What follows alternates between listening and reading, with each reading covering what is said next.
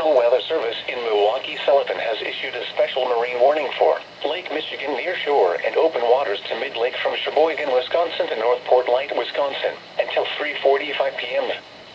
At 2:39 p.m., a strong thunderstorm was located over Bayside, moving northeast at 20 knots. Hazard, wind gusts 34 knots or greater. Source, radar. Impact, small craft could be damaged in briefly higher winds and suddenly higher waves.